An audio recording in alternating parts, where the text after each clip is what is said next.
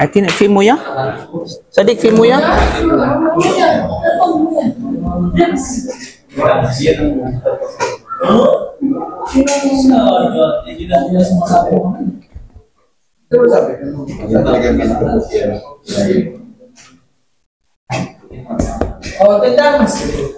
Okay. Section 3. Al-istinja. Okay. Bago tayo mag-ano, anong pagkakaiba ng al-istinja at saka al-istijmar?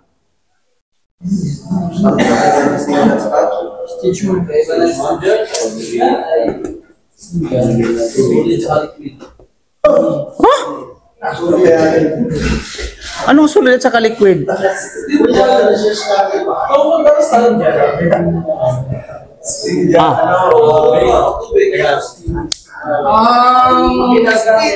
May tubig. Aliuy, may tubig ka dyan. Okay, anong ibig sabihin? Anong pagkakaiba? Bismillah wa salatu wa salam rasulillah wa ala alihi wa sahbihi ajma'in amma ba'd. Assalamualaikum warahmatullahi wabarakatuh. Okay, ano ang kaibahan ng istinja at saka istijmar? Sino yung makapag-define? Ang istinja,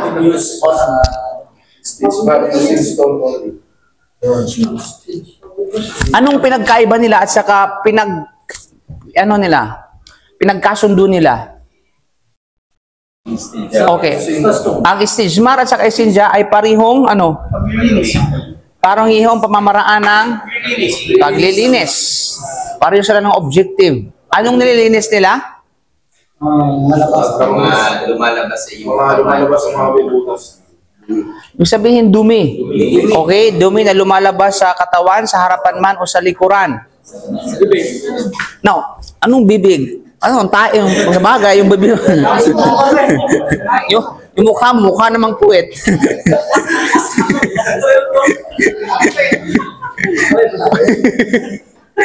Okay. Anong pagkakaiba nilang dalawa? Ano yung mas malawak? Istinja o istijmar? Istinja. Oh, bakit? Anong istinja? Ito ay paglinis gamit ng tubig, bato, anumang katulad nito.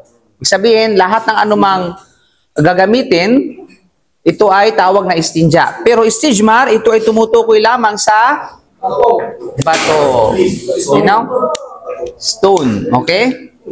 Kaya nga from the word, okay, istijmar, ang kinuha sa salitang jamar. Ang ibig sabihin ng jamar ay mga pebbles. Ibig sabihin, mga maliliit na bato. You know? Okay, so yun mga kapatid. So ngayon, ano ang rulings ng istinja? Ano yung hatol? Ano yung hukom? Ito ba'y sunnah? Ito ba'y wajib? Ito ba'y makruh? Ito ba ay haram? Mustahab? Ito ay mandub? Ano? Wajib kung kinakailangan. Kung natatagpuan yung dahilan. Okay? Naroon yung tinatawag na dahilan sa pagkakaroon nito. Ibig sabihin, ang dahilan dito, ibig sabihin may dumi. So yun yung naging wajib siya kapag ito ay mayroong dumi. Ninaw na lumalabas mula sa dalawang butas ng ating katawan sa harapan o likuran. So ngayon mga kapatid, ay dadako tayo nga sa ikalimang bahagi na kung saan ito yung place of istinja. Ito yung mga lugar na kung saan nililinisan, lugar para sa istinja. Pag sinabing lugar, ito yung saan bang part ng ating katawan ang lilinisin. So, pwede ba, kasama ba ito ang ilong? Kasama ba ang tainga, ang bibig? No? Kapag pinag-usapan natin ng istinja, specific lamang na bahagi ng katawan. Okay? So, wag nating anuhin yung mga mukhang puwet, no? So,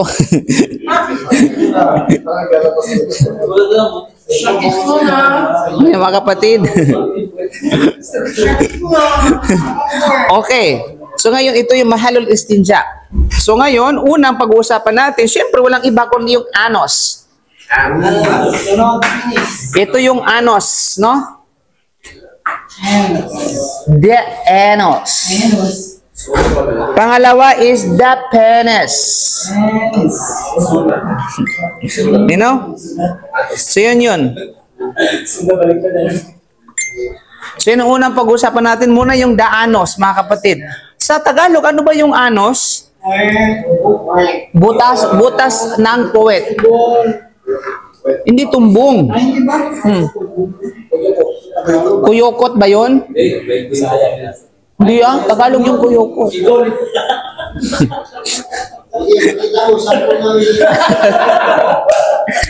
Sample mo nga, Amir. Unang-una, walang iba kundi ang, kumbaga sa Arabic term, meron tayong tinatawag na halqatud dubur. Halqa, literally ang halqa yun yung circle. Kaya nga't halaqatul Quran, pag sinabing halaqatul Quran ay circle of the Quran. Di ba pag nag-aaral tayo ng Quran, usually sa mga traditional, nakapalibot yan, nakacircle yan. Ang tawag siya halaqatul Quran. Malinaw? Ay ang halaqa o halaqa ay ito ay circle. So halaqatud dubur, ibig sabihin ay circle of, puwet. O, di ba? Kumbaga yung alam mo na yon. Ha? Alam mo na yun. Okay, kung halimbawa i-drawing natin siya, ganun yan. O, di ba?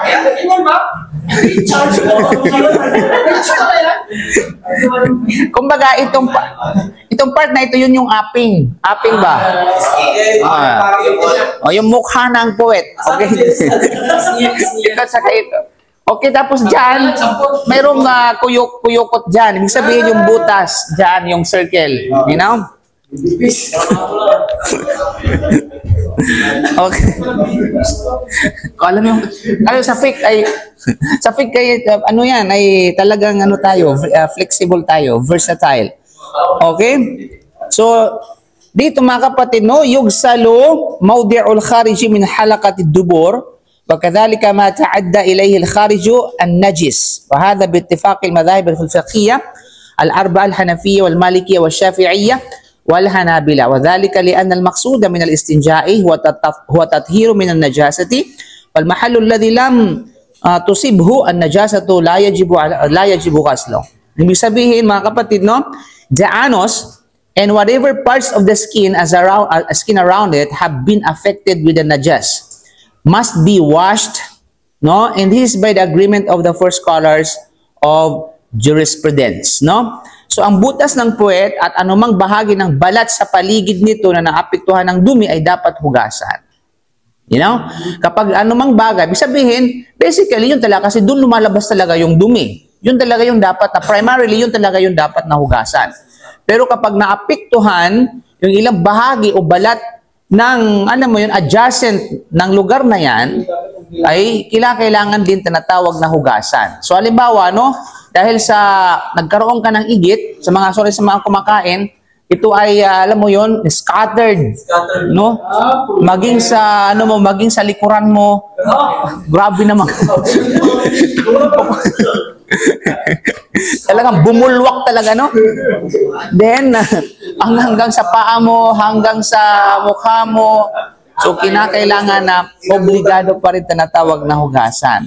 So, ito ay alinsunod sa ijma ng apat na madhab ng Hanafiya, Malikiya, at saka Shafi'iyya at Hanabila. So, ito ay, kumbaga ay nagkasundo yung apat na madhab. Sinasabing ijma na rin ito. So ito ay dahil bakit? Anong purpose kung bakit ganito? Dahil ito ay, dahil ang layunin kasi ng istinja ay linisin ang sarili mula sa karumihan. Yun yung objective ng istinja. Diba? Linisin ang sarili mula sa dumi. Sa makatuwid, ang mga lugar na hindi naapektuhan ng karumihan ay hindi na kinakailangan hugasan. Diba? Pag sabihin, yung mga hindi naman naapektuhan, logically, bakit pa kailangan natin na hugasan yun? Malinaw, kung gusto mong maligo, di maligo ka. Buhay mo yan. Then, walang iba kung pangalawa, yung tinatawag na ari, na kung tawagin is az-zakar. Sa Arabic term, mayroon tanong na az-zakar. Tututoy. Ha? Tututoy. Yes, medyo mga kanto patutoy. Medyo hindi masyado harsh yung salita na yan. Kumbaga kolokyal. Kolokyal. Okay? So, una is halaqatu ad-dubur. Ito yung anus. Pangalawa, yung tinatawag na ad-zakar. Now, kapag ganitong term sa mga marunong magbasa ng Arabic, pag wala siyang haraka, kapag hindi mo na intindihan yung konteksto ng pangungusap, maaaring pagbasa mo az-zikr. Di ba? Az-zikr. Di ba? Kaliwa, alisin natin yan, yung haraka na yan. Di ba? Az-zikr, az-zakar. Di ba? Pwede yun. Pwedeng, yan lang yun. Zikr at saka zakar. Kaya nga sa Arabic, pag once na ibinago mo yung vowels ng isang maiba yung kahulugan. Ang zikir, ay walang duda yung zikir. Magdidikir ka, di ba sabihin ay supplication, pag-alaala sa Allah. Pag zakar, yun yung, sabi natin dito yung ari. You know? Meron pa doon isang term.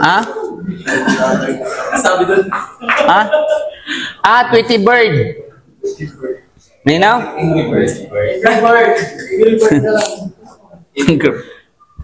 Okay, so yun yung mga kapatid. So, ang rulings mga kapatid, no? So, yugsalu mawdi'ul khariji min adh-dhakari wa huwa thuqbu wa ma asabahu al-bawlu fala yajibu qasdu al-hashafati wadh-dhakara wadh-dhakar idha lam yusibhu al-bawl. Wa hadha bi ittifaq al-madhhab al-arba'ah fikr al-arba'ah Hanafiyya al-Malikiyyah ila akhiri. Okay, the penis. So, the place where the urine, anyway, as well as the part of which it is not necessary to wash this by agreement on bakit ito? Okay, anyway. Okay, the place where the urine exits, the external hole of the urethra, as well as any other part it comes in contact with must be washed.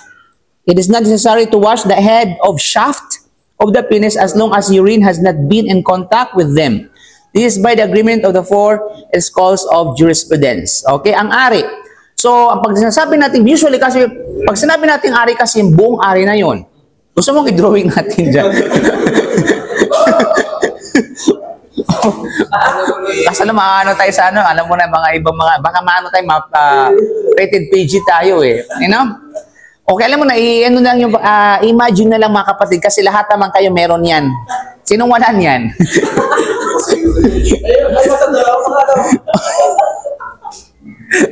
Okay, so ang panlabas na bahagi ng ari, na siyang butas na dinadaanan ng ihi, at ang bahaging nadampihan ng ihi ay kinakailangan hugasan.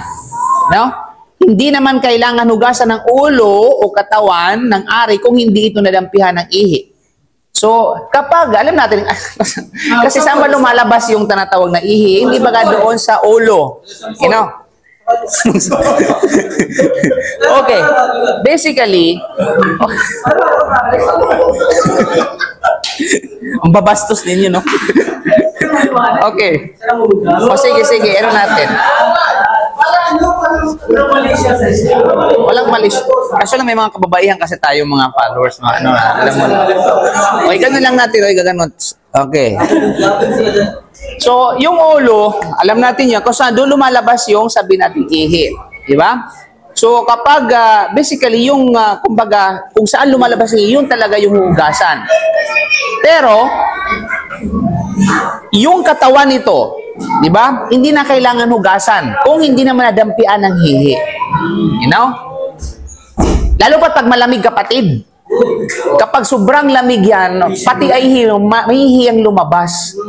Oh. Kaya pag hinugasan mo yung buong pati katawan, pati yung testicles, alam mo yung testicles? Yung dalawang ganyan? Okay. So, hugasan yan, baka lalo pag malamig. Sabi nila, pag umihi, pwede pala ulo-ulo lang.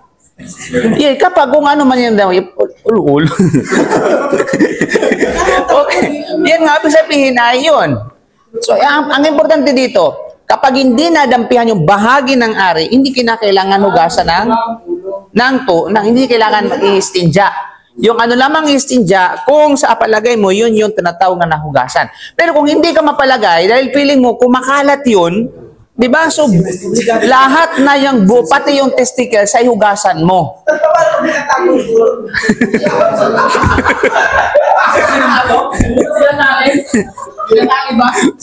Okay. So, ito ay hindi naman kailangan hugasan ng ulo, katawan ng ari, kung hindi ito nadampihan ng ihi. So, ito ay batay sa ijma ng apat na madhab, Hanafiya, Malikiya, Shafi'iyya, at saka Hanabila. Okay. Siyempre naman, but let's mention sa mga bata. Mga ano pa, di ba? Siyempre, mga hindi pa sila mga ano yan, kumbaga ano. Okay. Ito ay dahil ang layunin ng istinja ay linisin ang sarili mula sa karumihan sa makatuwid ang mga lugar na hindi naapektuhan ng karumihan na hindi na kailangan hugasan. You know? So sa makatuwid, ay ka nga ikhulasa min hadal mawdu' na ito yung mga kumbaga yun yung mga kinakailangan na hugasan. Now sa kababaihan syempre, alam natin yan. Alam natin. Alam natin talaga natin. Alam natin yan na kung saan ay ganun din yung kanilang rulings. 'Di ba? Kung alin bahagi ng katawan ng bahagi ng kanilang parts na nadampihan ng ihi o kaya ng dumi, obligado rin tinatawag na hugasan. You know? Okay. So yun mga kapatid. So any question? Kawa, masyado ka nagpapalalim. Okay. May mga tanong ba tungkol dito? And it is one of the, mashallah, kung papanggitin natin, ng Islam ay napakalinis na relihiyon.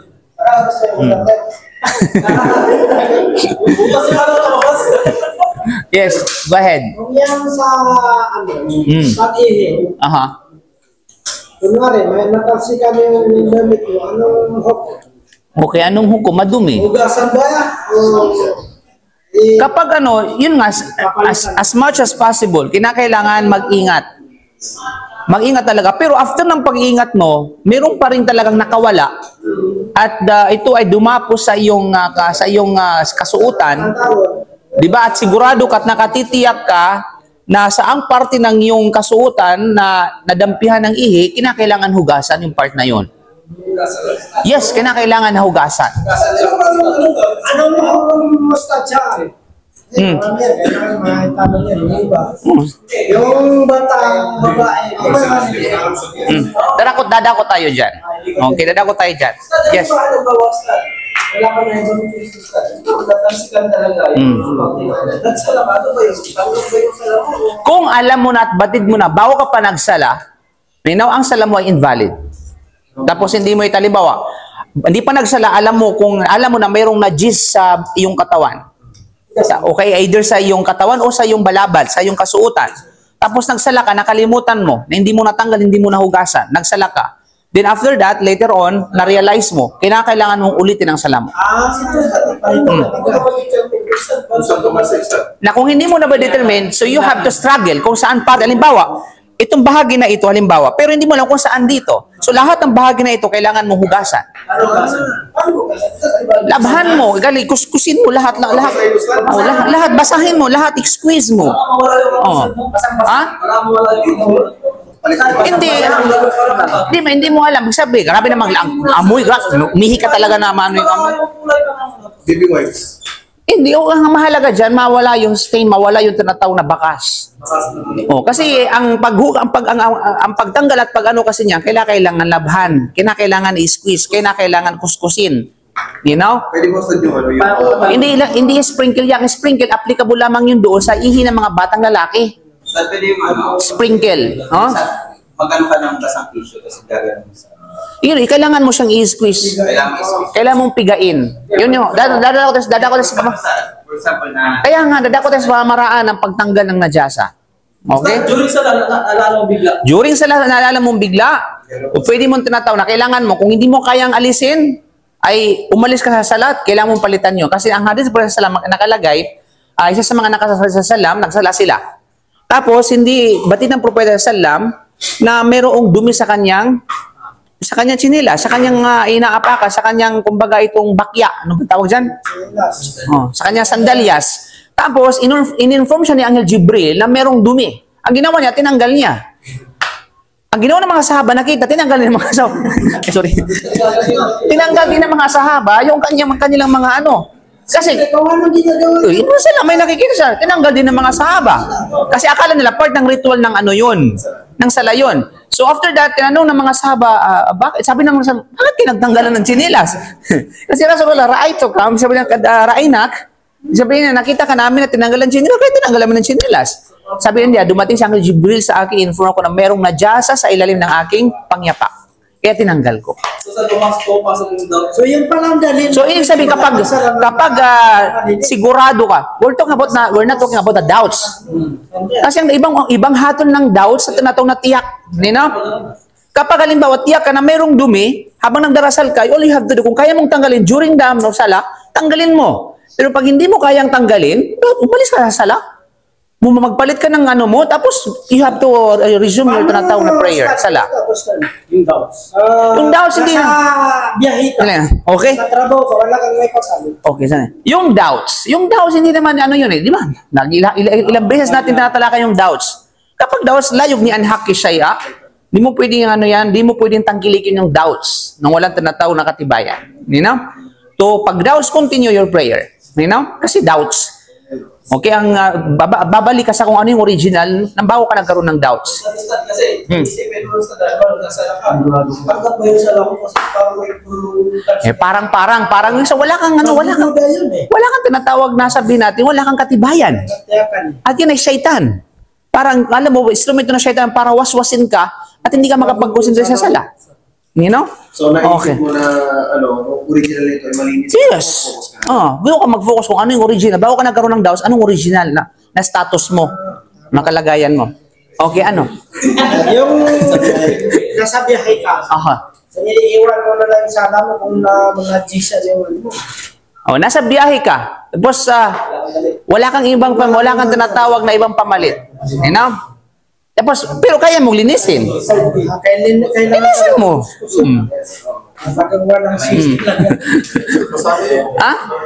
Pwede ka magsala ng basa. Anong nagbabawal sa pagdaras mo ng basa ka?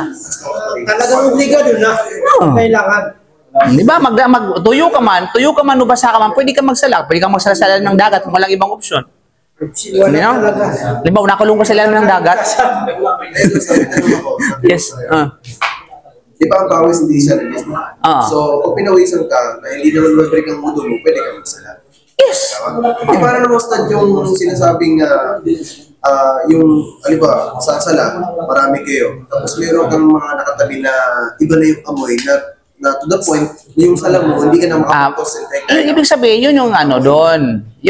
Tandaan natin, anumang nagtanda na, kullu ma istakdara naso fahuwa makruh. Lahat ng bagay na hindi kaaya sa paningin ng tao, ito ay makruh. Yan ang rules, yun ang kaida. So, ibig sabihin, bagay na hindi kaya yung pagkaroon ng amoy, sa atin, makruh. At the same time, maaaring it leads to tinatawag na harm sa ibang tao. Tulad niya, pag darasal ka, yung sa sibuyas nga which is kinakain natin. Kapag nangamoy sibuyas, hindi tayo pwedeng lumapit sa sala habang nangangamoy sibuyas. Kasi even the angels, nakasaad sa tinatawag na hadith, even the angels, they are affected. They are affecting. Naapektuhan yung mga anghel sa bagay sa amoy na yun, dala ng pagkain na yun, ng sibuyas. All you have to do is to wash your mouth, okay? Then shut your zipper your mouth. Sabihin natin, linisin yun. Pagkatapos magsala ka. Similarly, doon yung kiyas. Okay, pwede natin gamitin kiyas doon. Na yan na nga pagkain natin, which is nagdudulot ng tinatawag na hindi magandang amoy, hindi ka nais-nais. Ibig sabihin, similarly, yung mga pawis din, o anumang mga bagay na dala ng tao na nagbibigay ng di magandang amoy, hindi rin kasi maring sa'yo na ikaw nagdala ng amoy, walang problema sa'yo, paano ibang tao? Maring ma-distract yung kanilang sala dahil sa amoy na yun. At maring hindi pa tanggapin ang sala niya kasi out of focus, wala na sa concentration dahil sa tinatawag na perfume mo. Okay? Yes, walang duda. Hindi naman bawal kasi ang pag-ihi ng nakatayo ay may mga hadith din. Mayroong hadith. Yan ay case to case base yan. Kapag ikaw ay ang Prophet sallam umihi ng nakatayo, subali sa mga pagkakataon na kinakailangan. Malinaw? Kinakailangan. Halimbawa, sa Pilipinas, sa mga public utility, sa mga public diba? Sa Pilipinas, alam nga naman maghubat ka doon, tapos nakaupo ka, tapos makikita yung shada. So, kailangan mong tumayo. Basta mag-ingat ka lang. Iiyak na lang tayo. Picture nyo lang kayo.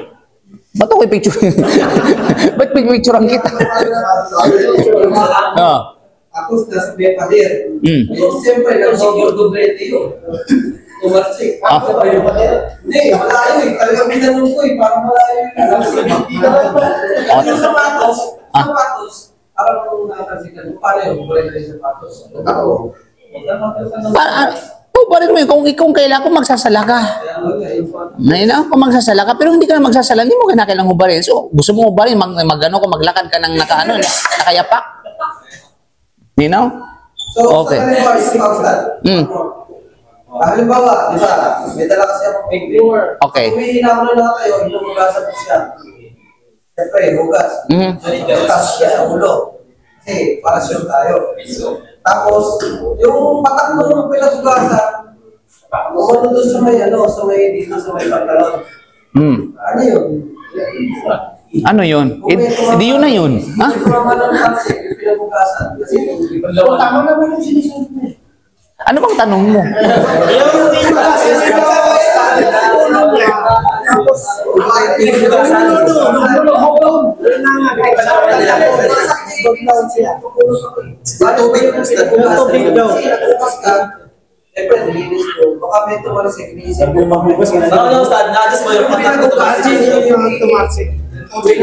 Yung tubig. Na pinaghugasan. Kaya hindi mo na alam kung ano ba talagang dumampi sa'yo, tubig o ihi. Yes. Di ba? So siguro mas marami naman yung mas marami naman siguro yung tubig kaysa tinatawag na ihi. Kasi pinipiga ko, pinipilis. Nakinig mo ba ito?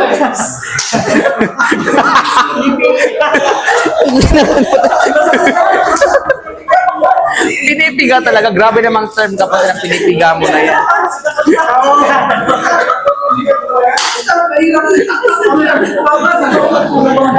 So kailangan talagang pigain, no? Okay. Anyway, so yan ay naman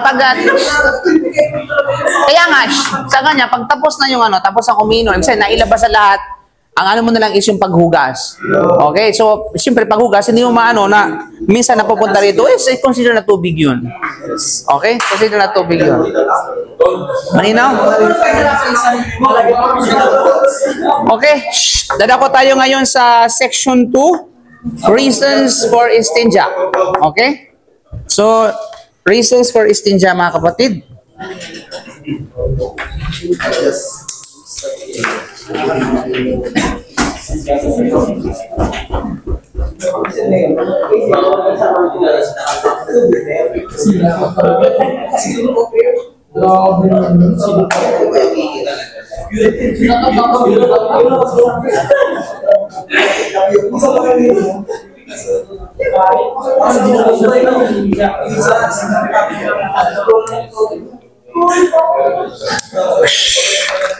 Ito yung sinasabi natin na obligado ang istinja kapag nagdagpuan yung mga reasons. At ito yung tinatawag na reasons, mga kapatid. You know? Okay? Una, walang iba kundi ang najas, exiting, urine and feces. O, ebak, taebak. No? Then, itatakil natin ang ruling of istinja from pre-seminal fluid. Then, of course, okay, one must be done when performing istinja from pre-seminal fluid. Okay.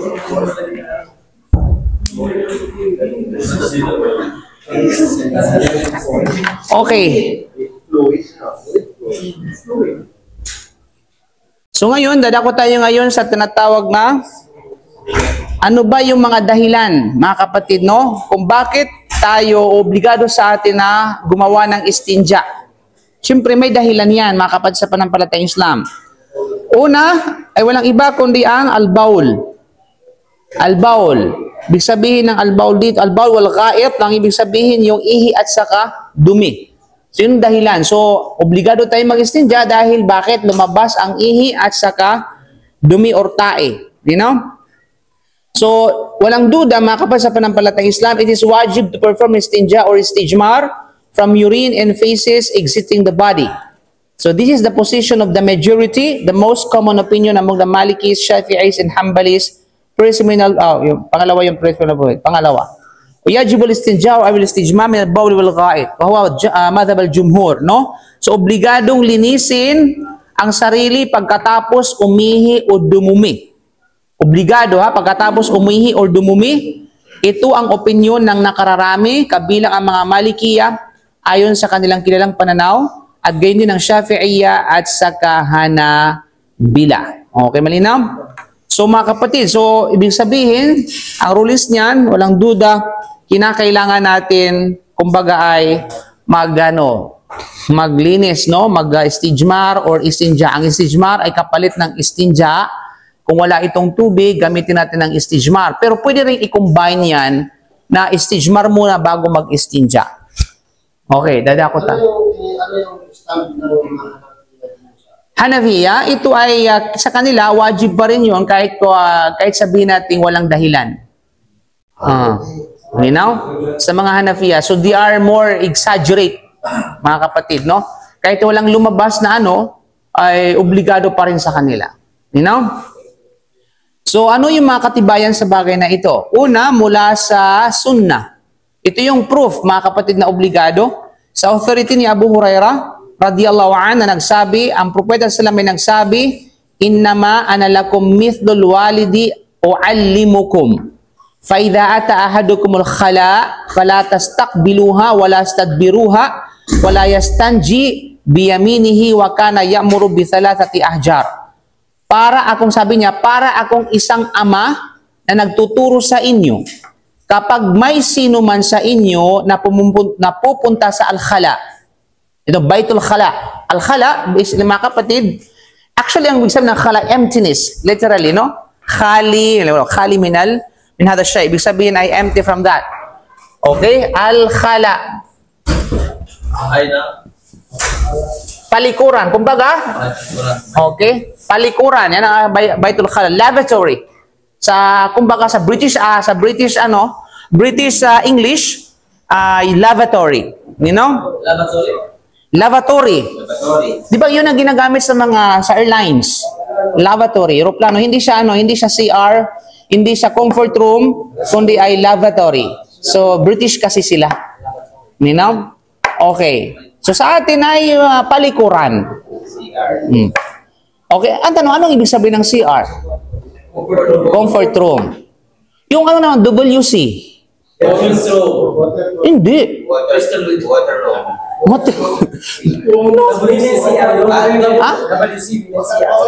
Di, kahit laki WC din. Ha? Water pool. Ano yun sa... Waste chamber. Wait, no. I-search sa yan, sa Google. Anong ibig sabihin ng WC sa na CR? Okay? Ha? Pero alam mo, di ba mayroong men at saka women, di ba? Nung pumunta ako ng Al Jorhana sa Makkah, may mga doon, syempre may CR, tapos may naka-Indonesian nakasulat. Pag saan, di ba, main CR, main comfort room, main WC, nakalagay sa Indonesia na, laki-laki. Laki-laki, Laki-laki, sabi ko, di pwede pala pumasok yung mga maliliit. Okay. So sabi ng Sallam, para akong isang ama na nagturo sa inyo, kapag may sino man sa inyo na pupunta sa al-khala, yung palikuran, huwag siyang humarap sa kibla. Ito yung mga etiquette na dapat nating malaman kapag tayo tinatawag ng kalikasan. Huwag tayong humarap sa kibla o tumalikod sa kibla. Yan ang dapat nating malaman, ha? Okay, so yan. Speaking of pagharap at pagtalikod sa kibla, una-una kung alam mo ang direksyon ng kibla. Yan ang una. Pag alam mo ang direksyon ng kibla, hindi ka pwedeng tumalikod at saka hindi ka pwedeng humarap sa kibla. Pangalawa dito, kapag yan, ang magiging matindi ang pagbabawal nito kapag sa walang harang. Alam mo, open field. Sa mga disyerto, walang harang, kumbaga. Alam mo, sa mga baybayin o ano pa man, walang harang. Walang wall sa pagitan mo at sa kanang kibla. Okay? So, nagiging matindi ang pagbabawal kapag ginawa mo ang pagtalikod o pagharap sa direksyon ng kibla sa tuwing ikaw ay tinatawag ng kalikasan. You know? Haram yun. Bawal yun, mga kapatid sa pananampalatayang Islam. Pangatlong issue, kapag ikaw ay tumatalik at humarap sa direksyon ng kibla pero may harang. Yan, sa mga bahay natin, mga tahanan natin. Diba? Kaya nga naman, sa mga architect, okay, magpapagawa ka ng bahay, okay ng CR. Sabihin mo doon sa gumagawa, no, na huwag iharap o tumaitalikod sa direksyon ng kibla. Bago sa ibang direksyon. Kung ang direksyon ng kibla papunta roon, huwag mo iharap doon yung CR o kaya iharap doon sa patalikod. Malinaw? Kundi paganan. Tatanong ko sa atin sa day, kasi dun sa kwarto ko Oh. yung kibla ko kasi dito tapos ang CR ko sa... Yun nga. Wala ka namang patibay, itibagin mo yun. Sabi mo, itibag yan. Sa aeroplano. No, kung gusto mo, halimbawa, di ba yung CR nakaganon? Gumano ka na ang hirap. Ikaw na lang mag-adjust. Okay? Ang hirap kaya nun. Extended yun. Pag hindi, kasi may harang naman siya eh. May wall na mga kapatid. Yes. Tapos yung pagkano ng tigla pagkano. Halimbawa yung banyo mo, yung siya mo yung kuha. Ano parang kung walang issue? Ay, gusto mo nang walang issue? Kaya magpapagawa ka, wag mong iganyanin. Okay. Kapag nagpagawa ka, wag gayan. Pag naggayaan ka, wag gayon.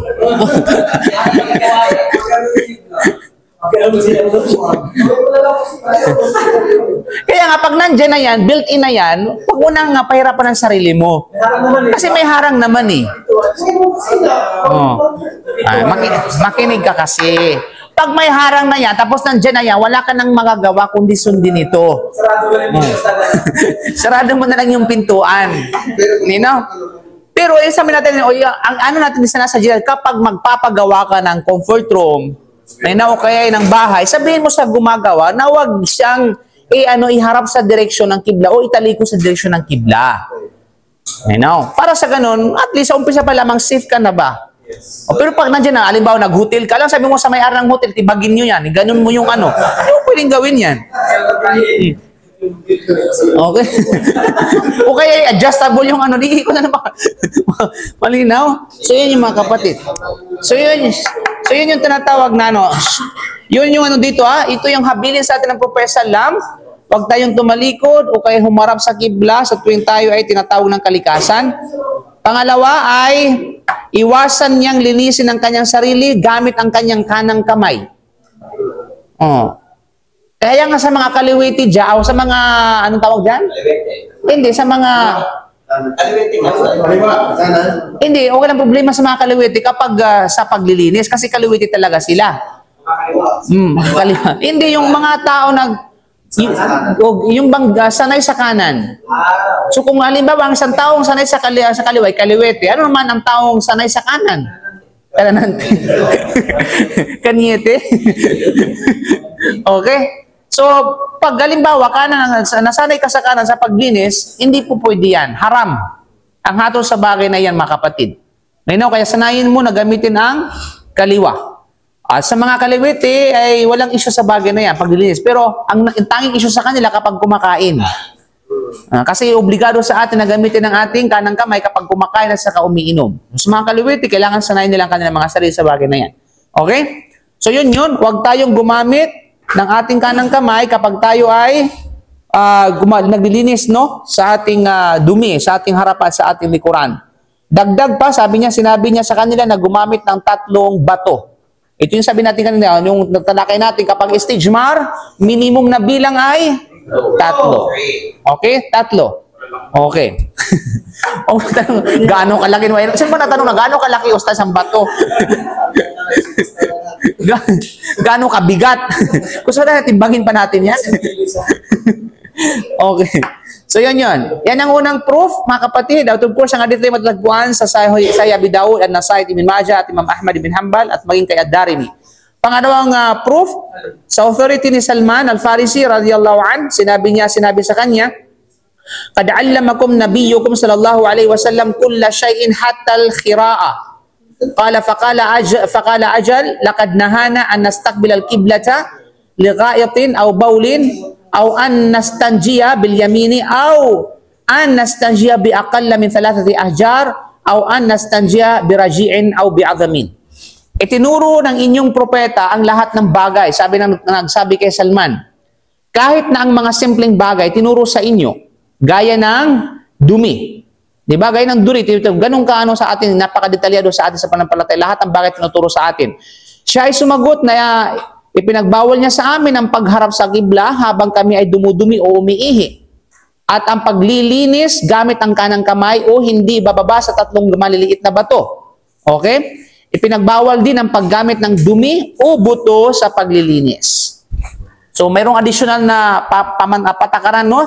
Aside sa pagtalikod at saka pagharap sa direksyon ng kibla, ay bawal din yung paggamit yung kanang kamay pag naglilinis tayo. Bawal din ang paggamit ng istijmar na kung saan ay bababa sa 3. Then, pangapat ay, ano pang ipinagbabawal? Okay, bawal ang paggamit ng dumi. Ito yung istijmar, gagamitin mo yung dumi. Okay, alam mo yung dumi, yung tayo ng halimbawa, tayo ng hayop na na tumitigas na, halimbawa, kambing. Tayo ng kambing o tayo ng kalabaw o kabayo. Okay? Dami-dami ng ba't yung pa yung gagamitin mo? Napagkamala, no? Napagkamalang ba't? Uy, malalaman mo na kasi magaan sila. Magaan yung mga yun eh. Hindi mabigat kapag tuyo na. Okay? Yung bato is mabigat talaga siya. Pero yung mga pag tuyo na, nagiging magaan. Okay? Paggamit ng dumi o buto sa paglilinis. Okay? Buto ng hayop, syempre, alam, buto mo. Okay? Hindi, buto, ha? Okay, buto. Okay? Iba na yung buto. Oh, yes. Yes, mayroong masala. Kasi nakasasalit ni Prophet Salam yan na bawal yung buto dahil ito ay pagkain ng mga jinn. Ng kapatid nating mga jinn. Kapatid naman, pati ba naman buto? No, ipagkakait mo sa kapatid mong jinn. You know? Okay? Ah? Buto, hindi yung buto ng mga ng mga halaman. Buto ng hayop. Kasi bakit mga kapatid? Nakalagay sa isa pang narration ng hadith na ang mga buto na ito ng mga hayop na kinatay according sa tinatawag na Sharia, okay? Pag natagpuan ng mga kapatid natin mga jinn, nagkakaroon ng laman ito para sa kanila. Kaya hindi pwede dumihan. O kaya nga, pagkain nila, tapos paghano mo lang ng puwit mo, pambihira ka naman. Wala kang respeto at wala kang galang sa mga kapatid mong jinn.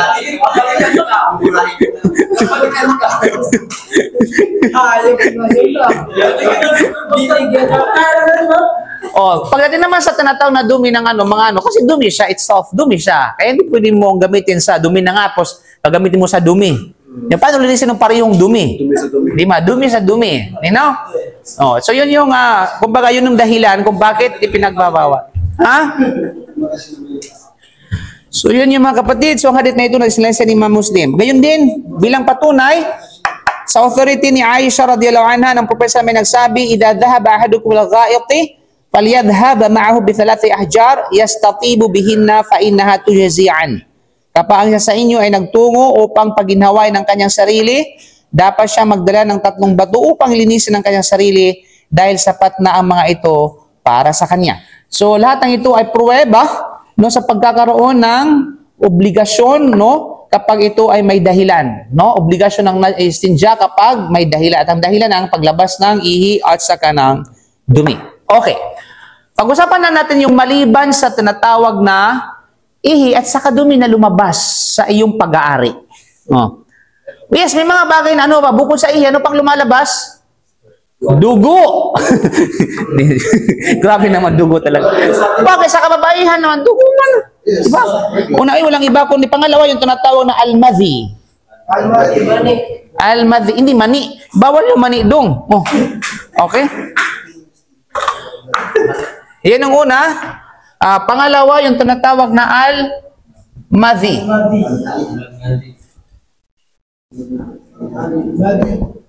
Wala man itong ano, wala. Okay? Almadhi. Yan ang una. What if kapag nilabasan ka ng almadhi? Ano bang ibig sabihin ng almadhi, mga kapatid? Almadhi, hindi similya. Ang similya ay mani. Ang madhi, naipaliwanag natin last week yan. Ang pagkakaiba ng tatlo, ang almani, almadhi, at saka alwadi. Okay. Ang almadhi, ito yung kaya nga dyan na pre-seminal fluid. Ito yung likido na malapot na lumalabas bago ang ejaculation. Okay? Bago ang paglabas ng, sabihin natin ay bago ang pagbulalas ng semen. Ito ay nakukuha kapag ikaw ay nag-imagine o kaya mayroon kang titingnan, halimbawa titingnan mo yung bato tapos pati grabe ka naman. Pati bato. Tapos na mayroong pagnanasa hanggang sa mayroong fluid na lumalabas. Malinaw? Especially yan, lumalabas yan sa mga, syempre, yung sa mga, iniwan ko lang sa mga matatanda kung lumalabas pa sa kanila ito. Ay, wala akong, walang matanda naman dito, di ba? Ha? Ay, ito na nga, pag-usapan natin, madali ka? Hindi naman ka nagmamadali, no? Okay. So, unang bahagi dito, mga kapatid, no? Ang hatol sa istinja mula sa madhi. Ito yung hatol, no? Ano yung rulings? Ano ang rulings ng istinja kapag nilabasan ka ng madhi? Okay? So, ano ang rulings, mga kapatid, no? So, ang rulings, mga kapatid, sa pananampalatayang Islam, na it is wajib to perform istinja from the pre-seminal fluid. And this is the position of the majority Malikiyya, Shafi'iyya, in Hanabila. You know? So, ibig sabihin, mga kapatid, no, obligadong isagawa ang istinja pagkatapos lumabas ang madhi. Istinja yung pinag-usapan natin dito. You know? Okay, so ibig sabihin, ang gusul ay hindi applicable dito, mga kapatid. So ano lamang, ibig sabihin, hugasan mo lamang yung pribadong katawan mo at anumang nadampihan na bahagi ng yung katawan ng madhi. Kasi ang madhi ay najis, walang duda. So ito ang pananaw ng nakararami sa mga scholar mula sa mga madhab ng Malikiyya, Shafi'iyya at saka Hanabila. Kaya makikita mo wala dito yung mga Hanafiyya kasi mayroon silang ibang ruling sa bagay na yan. Okay, yes.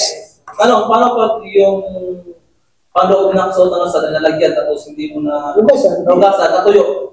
Natuyo yung madhi? Oo. Mani o mani? Madhi. Natuyo. Natuyo yung madhi? Oo. That's some other words. Hindi mo na hugasan. So kailangan mo rin tukuyin kung saan banda at hugasan mo rin yun. Applicable pa rin yun sa... Najis pa rin yun, ha? Applicable pa rin yun sa... Ubad ka na lang. Natuyo lang yung najis, ha? Ubad na lang. Kung hindi mo alam. Pero may mga actually khilaf yan, mga kapatid. Pag natuyo na, nawawala na yung najasa nito. May mga iba. Kaya nga, halimbawa sa CR, tuyo yung CR mo, dati may mga ihi dyan, pero pag natuyo na, no? Kasi ang applicable na najasa ay ito ay kapag wet lang. Kapag sabihin natin kapag sa status ito na ito ay basa. Pag natuyo na, naiba na ang rulings. You know? Kaya may mga iba na hindi na kuno-consider na najis ito. Kaya nga kung halimbawa sa CR ay naging natuyo na, tapos pumasok ka na nakayapak, no? Tapos lumabas ka, hindi mo na kailangan maghugas kasi nga ay hindi naman ito kumakapit sa iyong katawan kasi nga ay kumbaga tuyo, no? Dry. You know? So, nagiging applicable lamang yung najasa ng ganitong klase ng najis kapag ito ay nasa wet. Ibig sabihin, kapag ito ay basa. You know? So, anyway. So, yung mga kapatid, no? So, kapag ito ay, no, ito ay sabihin natin, no? Kumbaga ito ay majority, kinakailangan pa rin hugasan. Ano ang katibayan sa bagay na ito? Una-una, mula sa sunnah, Kasunna mula sa authority ni Ali radhiyallahu an, na sinabi niya, sabi ni Ali, kuntu rajulan madha. Sabi niya, madalas akong nakakaranas ng emotional na paglabas ng madhi. So may mga ganitong klase ng mga kalalakihan, alam mo yung konting imagination lamang ay nagkakaroon ng fluid. Okay, ano tawag diyan? Pre-seminal fluid. Ano talaga siya? Kahit yung konting konting titig lamang, di ba? May mga ganon. Oh, yes, may mga ganon. Just like Ali bin Abi Talib. Si Ali bin Abi Talib, isa yan sa mga nakakaranas dito. Kaya nga, madha, ang kanyang describe sa kanyang sarili na madha. Pag sabing madha, palagian. Nakakaranas ng paglabas ng pre-seminal fluid. You know? Ang tawag sa'yo, pag lagi kang na ganito, ang tawag sa'yo, madha. Malibog. Grabe naman yung malibog na yan. Sobrang hindi ka ng babae. Yung mga mataba-taba. Mataba-taba? Bata. Kita ng babae. Uy, especially sa mga kabataan. Di ba? Sakit yan, sakit. Hindi yan sakit. Hindi sakit yan. Ano lang talaga yan? Kumbaga ay agresibo. Yes. Kumbaga ay brusko. Brusko bang tawag yan? Ay, hindi. Agresibo talaga sila. Kumbaga mapukso. Active yung kanilang, kumbaga, yung desire nila.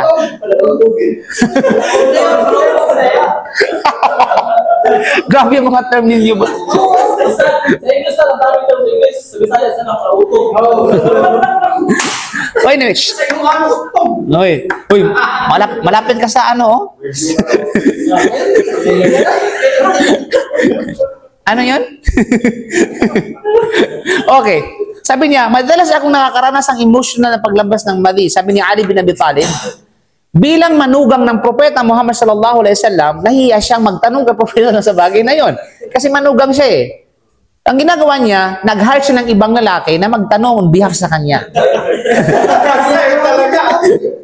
Kaya nga, humiling ako ng isang lalaki na tanungin siya tungkol sa bagay na ito. Now, bago natin magpatuloy, sa Islam, pwede mong gawin yun na kapag nahihiya ka na, mag-approach sa isang tao because of that, because of this, because of that, some reason, pwede kang gumamit ng third party.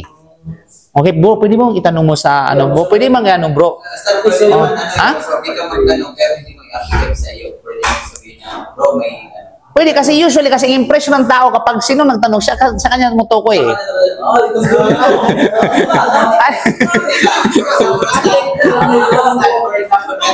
Pero kang katanungan sa isang start, tapos alam mo sa sarili mo na para sa iyo, pwede mo i-ayan na lang sa Kung nahihiya ka, pwede mo siyang ipangkalahatang katanungan.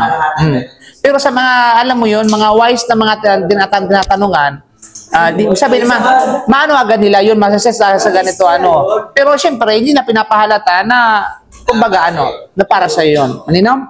Okay, anyway, ito yung ginagawa ni Ali bin Abi Talib. Nag-hire siya ng ibang lalaki, natanungin ng propesyon dahil manugang niya ang propeta, manugang siya ng propesyon lang, so nahihiya siya. Bakit siya naging manugang? Kasi asawa ni Ali bin Abi Talib ay si Fatima Az-Zahra. Okay? Kaya tinanong ng lalaki ang propesyon lang ukol sa isyong ito. Di ba? Ya Rasulullah, mayroong lalaki na radyo madha, di ba? Na kumbaga, yun, palautog ba? Sorry for that term. Sabihin na palagi ang tinatawag na nalalabasan ng madhi, anumang katulad nito. So, ang propesyon may sumagot, Sumagot siya. Magsagawa ka ng wudu at pagkatapos ay hugasan mo ang iyong ari. Now, sa hadith na ito, nauna yung pagbanggit yung tinatawag na wudu bago hugasan yung ari. You know? Ito yung sa Arabic na hindi ang waw dito kasi sa Arabic kasi nakalagay tawadda wagsil dhakrak. Ang wa dito la yatrattab wala tartib. Ibig sabihin kumbaga ay okay, la yantabiq ila tartib. Okay, nakalagay sa tawadda wagsil dhakrak. Okay. So makikita natin dito mga kapatid, yung wa, kung sa English term is and. Kung sa Tagalog ay at. Right? Sa Arabic grammar, kapag gumamit ka ng wa, and, or at, hindi ibig sabihin ala tartib. Hindi ibig sabihin pagkakasunod-sunod. Okay? Maraming sa Quran yan. Hindi ibig sabihin na Pagkakasunod-sunod. Ang alat tartib ay thumma. And then. Yun yung pinapahiwatig na magkasunod. Pero pag wow, it doesn't mean ay agad-agad siyang magkakasunod-sunod. Yes. Yeah? Kasi ano ang silbi na mag-udo ka muna tapos hindi hugaan hugasan? Di ba? Is faida. Kaya nga dito, sa maano, kasi pag hindi ka nakapag-aral ng grammar, ang impression mo dito, mauna yung udo tapos yung tanatang ano yun? So magiging komplikado.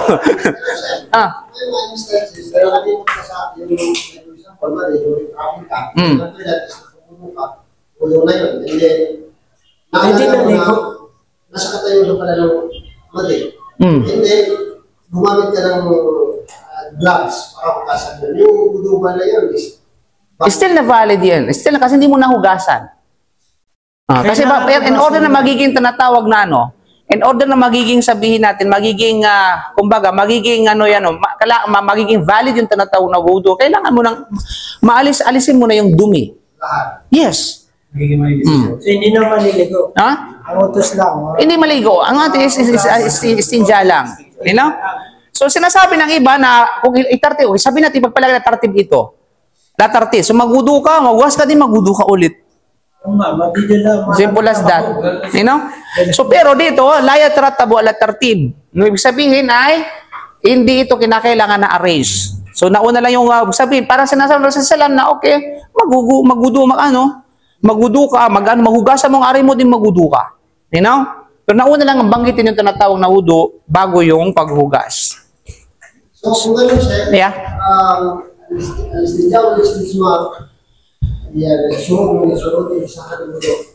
Kaya ang iba dahil sa syurutan, dahil sa tinatawag na syurutan, magiging ito kapag ito'y kinakailangan. Pero pag hindi naman, kasi may mga kauto, halimbawa sa mga Hanafiya, mag-istijmar iba sa kanila, mag-istijmar ka din, kombinasyon ng dalawa, mag-istijmar ka din, mag-istinja. Pero kapag kinakailangan, mayroong rason, na kinakailangan mong sabihin natin na mag-istijmar o istijmar, gawin mo yun bago ka magudo. You know? So yun mga kapatid. So kaya naman, nakasaad dito mga kapatid, ano ang ikalawang bahagi, ano ang mga obligasyon sa paglinis ng sarili mula sa madhi. So sa panahon ng istinja, mula sa madhi, mahalagang linisin ang bahagi ng katawan kung saan lumalabas ang likido.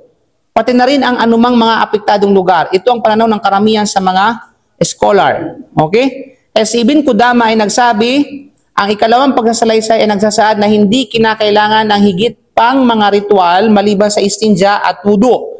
So ito ay batay sa authority ni Ibn Abbas at kinikilala ng nakararami sa mga scholar. Ito rin ang paliwanag o malinaw na pahayag ni Al-Kharqi. Now, sinabi ni Imam Nawawi, mas mainam na mag-ingat sa pagsunod sa kasalayunin. Kaya inutos ang paghuhugas ng ari at obligadong bahagi ay ang lugar ng karumihang lamang. So ito ang aming opinion at ang opinion ng nakararami. At ayon kina Malik at Ahmad, may isang salaysay na nagsasabing kinakailangan ng paghuhugas ng buong ari. Ayon naman kay Ahmad, may isang salaysay na nagsasabing kinakailangan ng paghuhugas ng ari at ng kasarian o testicles. May mga ibang scholar na nagsasabi na pati butlog mo, kinakailangan hugasan mo. Okay? May mga ibang nagsabi naman na hindi kasama yung butlog, katawan lang. May mga nagsabi na hindi kinakailangan ng katawan, kundi ay kung yung ulo lang. Kung yun lang nang napiktuhan ng dumi. Okay? So maaari lamang, kinakailangan lamang pati butlog mo, o pati yung tinatawag na testicles mo, pati yung ulo nun, o pati yung buong katawan nun, kung nadampihan. Okay? So yun yung mga sabi natin mga ng mga kapatid sa panampalatayang Islam. Linaw? Okay. Ano yung yun ang unang bahagi, anong katibayan mula sa sunnah? Ayon sa yun nga. So yung hadith na binanggit natin kanina, na hadith ni Ali bin Abi Talib. So yung ideya sa nabanggit na batayan, ang ibig sabihin nito ay ang paghuhugas ng labasan ng madhi at anumang bahagi ng katawan na naapektuhan nito. Merong isang scholar na nagsabi, si Ibn Abdul Bar, sabi niya, ang paghugas ng ari mula sa madhi ay tumutukoy sa paglilinis ng bahagi ng katawan na ito at sa mga bahagi ng maaring naapektuhan ng karumihan. Sa aking pananaw, ito ang pinakaangkop na opinion at tanging Allah ang ganap na nakakaalam hinggil dito. Pangalawa, mula sa kiyas, sa pagkakatulad ng paglabas ng iba pang mga dumi, tulad ng paglabas ng tae at iba pang bagay, hindi na kinakailangan maghugas ng anuman maliban sa lugar kung saan lumalabas ang dumi, right? Pati na rin ang bahagi ng katawan na naapektuhan. Gayon din sa labas ng madi, yung paglabas ng madi, gayon din, ituturing na isang karumihan, ayon dito, hindi na kinakailangan maghugas ng anuman maliban sa mga bahagi ng katawan na naapektuhan dito. You know? Okay. So walang duda mga kapatid, kaya nga yung bagay na ito is malinaw sa atin na kung anong naapektuhan lamang ng madi, yun lang ang dapat nahugasan. So ikatlong bahagi, ang hatol sa paggamit ng mga bato para sa paglilis ng madi. Halimbawa, nilabasan ka ng madi, pwede mong gumamit ng stijmar. Kasi fluid yun eh. Di ba? Medyo malapot yung kumpara mo sa ihi. Okay. So ano yung opinion ng mga scholar dito? So nagkaroon ng pagkakaiba-iba ang mga scholar ng Islam tungkol sa hatol ng paggamit ng mga bato para sa paglilinis mula sa madi at mayroong dalawang opinion hinggil dito. Unang opinion, ang paggamit ng mga bato ay sapat bilang paglilinis. Ito ang opinion ng mga Hanafiya, Hanabila. Isa sa mga opinion ng Malikiya at isang opinion din sa mga Shafi'iyya. Pinili rin ito ni Ibn Taymiyyah. So ibig sabihin mga kapatid sa kanila ay ang paggamit ng bato ay sapat na kahit hindi ka gumamit ng istinja. Sa opinion na ito, kapag kahit na may tubig, merong tubig, halimbawa, ito yung tubig, tapos ito yung bato. Okay? So kapag gumamit ka ng bato, hindi na yung tubig. Sa kabila ng pagkakaroon ng tubig, para sa madi, sapat na yun. Okay? Sapat na yun mga kapatid. Kaya nga sinabi ni Ibn Taymiyyah, kung ang karumihan ay hindi lumampas sa lugar na kinakailangan, sapat na ang paglilinis gamit ng mga bato. Kung ito ay naging malinis na at matapos ang tamang bilang. Kasama rito ang anumang nilinis mula sa ihi, madi, wadi, dugo at iba pang katulad nito. So ibig sabihin, hindi lang sa madi, wadi, ang maging ang dugo, ihi o anumang katulad nito ay sapat na yung istijmar. You know? Sapat na yung tinatawag na istijmar para sa kanila.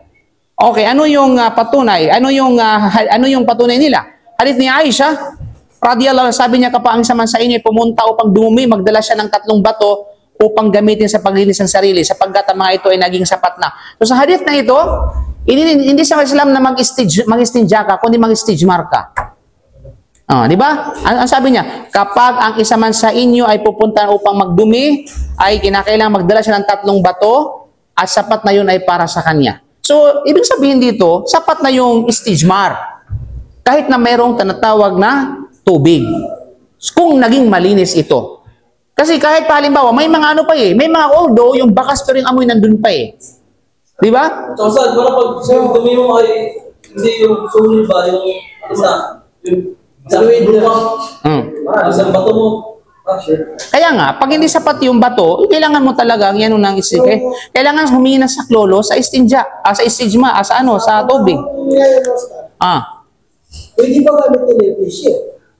Oo nga, natakil natin yan. Okay? Yung tissue, yung panyo mo, okay, sabihin natin yung brief mo. Walang problema dyan. Okay? So yun ang patunay. Paliwanag of course, walang duda, ang paliwanag ng patunay na ito, ang pangkalahatang pagpapahintulot sa paglilis gamit ang mga bato ay saklaw ang madhi. No? Tulad ng saklaw nito ang ihi at saka dumi. So, kiniyas yun sa tinatawag na dinam. Ikalawa, sa pamamagitan ng kiyas, sa pagiging sapat ng paglilinis ng gamit ang mga bato mula sa tinatawag na ihi. Sabihin, kapag, kung sa iya, yung hadith nga yan eh, kapag, kumbaga sa inyo ay tumayo, umihi, sapat na yun bilang utos ng propeta salam. Di ba? So, ibig sabihin dito ay kiyasan ala dali, di ba? Kasi na ang madhi is dumi naman din, ganun din yung tinatawag na rulings. Okay, pangalawang opinion. Sabi ng pangalawang opinion, ang tubig ay kinakailangan at ang paglilinis gamit lamang ang mga bato ay hindi sapat. So para sa kanila, sa opinion na ito, hindi sapat ang istijmar. Kung gumamit ka man ng istijmar, kinakailangan gumamit ka rin ng istinja. At yan, walang duda, pagdating sa completeness, mas kompleto yung pangalawang opinion. Kumbaga, mas mainam talaga yung kasi doble yung kalinisan na ginagawa mo. O, di ba? Tinuyo mo na, binasa mo pa. Pinunasan mo na ng tisyo, binasa mo pa. Okay? Sobrang linis mo na, kapatid. Okay. So, ito ang panindigan ng mga Malikiya, ang tamang opinion sa hanay ng Shafi'iyya at ang pinili ni Imam Ibn Hazm az-Zahiri. Okay, ano yung patunay nila? Yung kay Ali din, yung hadith ni Ali na ako siya ay madha, yung hadith na tungkol sa tinatawag na madha. So ano yung punto ng patunay? Inutusan siya ng Propeta Sallam ng paghugas ng ari mula sa madhi. Ito ang utos ay nagpapahiwatig ng obligasyon. So sa hadith na sa opinion na ito, yung hadith nila ay yung hadith ni Ali. 'Di ba kasi specifically yung madhi ang tinutukoy doon sa hadith. 'Di ba ya Rasulullah? 'Di ba siya ay tinatawag na madha, rajul madha, nilalabasan siya ng madhi. 'Di ba? Kaya ang utos ng Propeta Sallam, then maghugas ka, then of course ay magwudu ka. You know? So yun yun. So dito, inutusan siya na maghugas. Right? Okay. O maghugas. Samantala, yung unang opinion, yung hadith ni Aisha radhiyallahu anha, na tumutukoy sa, sabihin natin ay, ihi. Sabihin pagdumi, ihi at saka ano. So gumagamit siya ng kiyas. Di ba? Ang kanilang kiyas, sa hadith na yun, ang Propeta Sallam nag-utos ng istijmar na kapag umihi o dumumi kayo, sapat na yung istijmar. So para sa kanila, ang dumalabas noon, nagamit ang istijmar sa hadith na ito ay ihi at saka dumi. So, ganun din ang tinatawag na madhi. Oh, di ba? You know, the scholars, mga kapatid sa panampalatayang Islam, so bakit, siguro, yung hadith ni Ali sa mga naunang opinion, hindi nakarating sa kanila. May mga ganun ba? Sa unang opinion kasi, yung hadith ni Aisha yung ginamit, right? Na tumutukoy sa istijmar, lalabas ang ihi at saka tubig, wala yung madhi. So, pero para sa kanila, ay isaklaw na yung madhi doon. You know? So, siguro yung hadith ni Ali radhiyallahu anhu hindi nakarating sa kanila. Hindi nakarating sa kanila. O di naman kayo siguro nakarating sa kanila pero ganun pa rin ay sumasaklaw pa rin yung kasi sa dumi naman yung kasama na namin sa tinatawag na dumi. Sa pangalawang opinion hindi. Maaring sa pangalawang opinion hindi nakarating yung hadith ni Aisha sa kanila. O kung nakarating man, pero sabi niya, oops, yung hadith ni Aisha medyo ay ano yun, siguro sa bagay na dumi o ihi at saka tinatawag na pero medyo yung hadith ni Ali, specific talaga sa tubig eh. Di ba? Specific talaga sa tubig. So gamitin natin ito bilang obligasyon. So yun yung mga scholar, ganun sila kung bakit sila nagkakaroon ng pagkakaunawa at nagkakaroon ng iba't ibang opinions because of their different understanding mula sa tinatawag na hadith. Kaya nga, to reconcile those opinions, no, mas mainam na kung ano yung mas mainam, doon tayo. Di ba? So kung gagamit ka ng istijmar, then mag-istinja ka para i-combine mo yung dalawang opinion. Tapos, di ba? Mas makinis pa yung pet sa mukha. Ha? Ano na? Mas makinis pa yung pet sa mukha. Sige na, ginagamit mo sa ng RDL yung mukha, yung puwet mo sa mukha mo. Nalinaw? Okay mga kapatid. So, ikatlong issue mga kapatid na yun ay sabihin natin ay madhi. Ngayon, dadako tayo sa wadi. Okay. Which is yun yung pangatlo na lumalabas, reason o lumalabas ng istinja ay ang tinatawag na alwadi.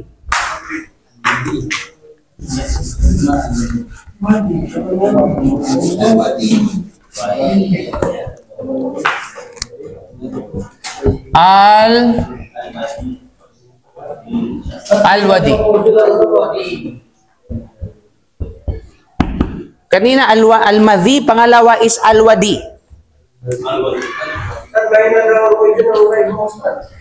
Mahina kasi walang mic ito, andun yung mic.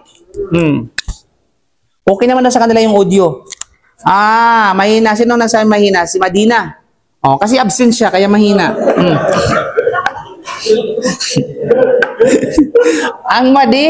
Ang wadi ay isang malapot na likido na minsang lumalabas mula sa ari pagkatapos umihi.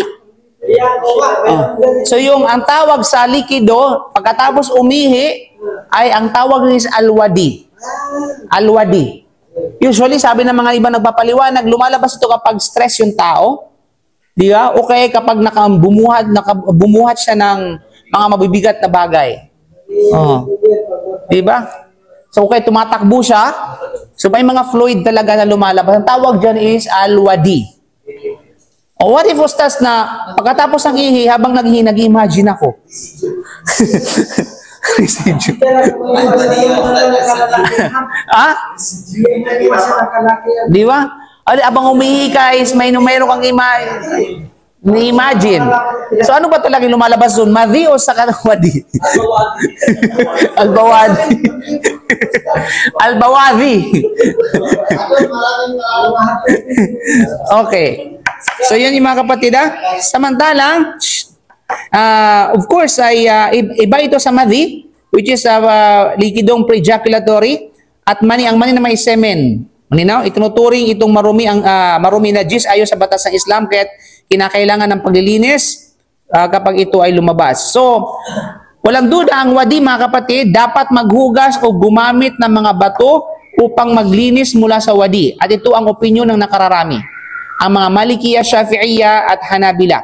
Ito ay dahil ang wadi ay tinuturing na marumi tulad ng ihi at ito ay lumalabas mula sa parihong pinagmumulan at dumadaloy sa parihong daluyan. Okay, parehas ang pinagdadaluyan, magkaiba lang sila ng kategorya.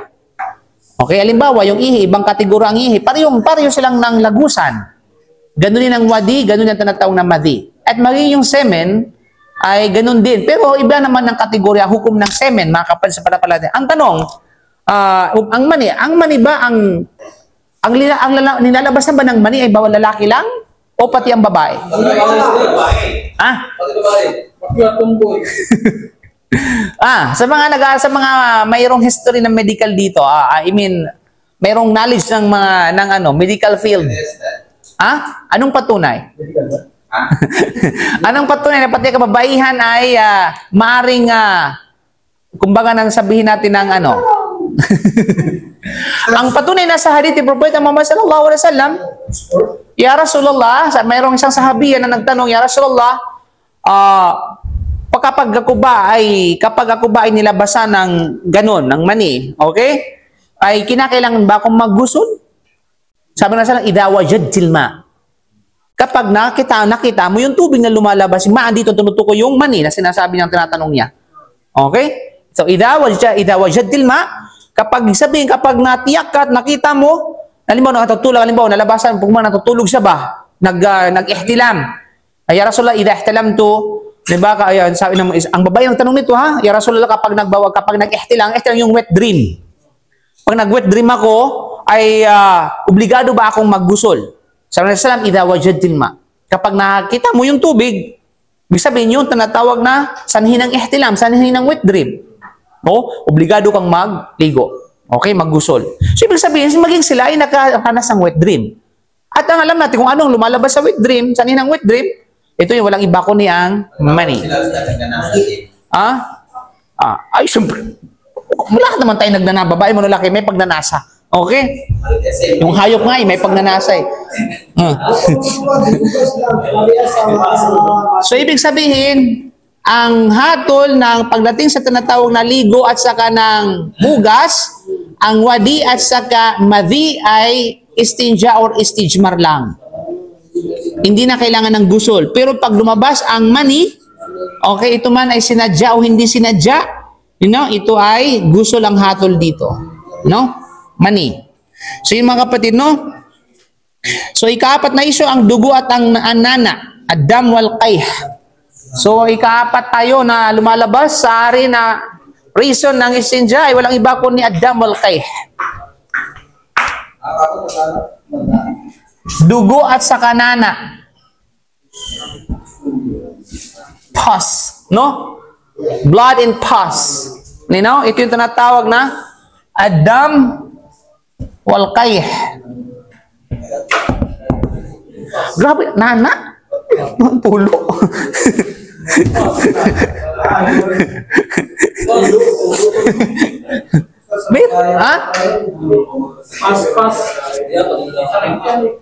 Okay? Huwag yung puspos kasi puspos sa Arabic yung yung tawag dyan na sunflower. Ang tawag dyan puspos. Okay. So ang tinatawag na pus, blood in pus, it is wajib to perform istinja from blood that exits from the private parts of a woman like istihaba. Like istihaba. Okay. So ibig sabihin mga kapatid, wait lang ha. Ako tayo saan.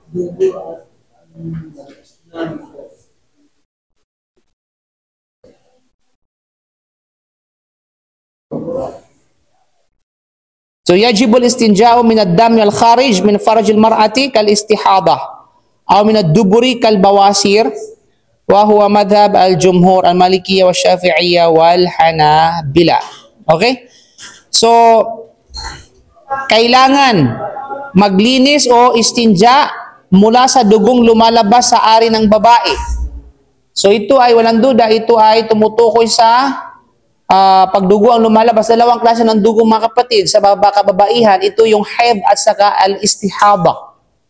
Now, it's a girl thing, no? Baka hindi nyo alam yan, pero alamin nyo kasi may mga asawa kayo at may mga anak kayo at may mga kapatid kayo. May nanay kayo. No? So, hindi lang ibig sabihin na pag-aratin ito dahil hindi tayo mag-aral nito kasi hindi naman tayo mga babae. Hindi naman tayo nilalabasan ng dugo. Pero you have to know because Islam is, it encompasses all the aspects of life. Babae man o lalaki. So, ibig sabihin, mang dugo, dalawang klaseng dugo ang lumalabas sa babae. Unang-unang ay walang iyo. Actually, tatlo pala. Okay? Una, yung tinatawag na al-hayd. Al-hayd, ito yung regular menstruation. Okay? Pangalawa, ito yung al-istihada. Ito yung irregular blood. Ito yung hindi sa dugo na hindi, kumbaga abnormal blood. No? At may mga pamantayan yan mga kapatid, no? May mga ibang kulay ang haid sa al-istihada, meron yan. Magkakaiba yung amoy sa haid sa istihada. Magkakaiba yung kulay, magkakaiba yung may mapusyaw, mayroong tinatawag na anong mapusyaw? Mapusyaw, yun yung labnaw ba sa Bisaya? Mayroong sabi natin na matingkad. So mayroong sobrang reddish, may brownish, blackish. Pangatlo ay walang iba kundi an-nifas. Ito yung dugo ng postnatal bleeding. Ito yung dugo na sanhi ng panganak. Okay, bago manganak. Yes. Ang menstruation, like for example, the 7 days na regular menstruation niya, duration within 7 days. After that, nahuli ito ng 2 araw. Then, bumalik na naman. Matatawag pa ng menstruation niya, no? Istihada. Ano mang lagpas sa pito ay istihada. Kasi ang regular ng babae is 7 days. Pero kung menstruation, malabas na ng 15 days. Tuloy-tuloy siya. Merong hadith ng Propeta Muhammad sallam na ang regular na menstruation ng babae hanggang 7 araw lamang. You know? Ang lumagpas dito, ito ay may kukonsider na istihaba.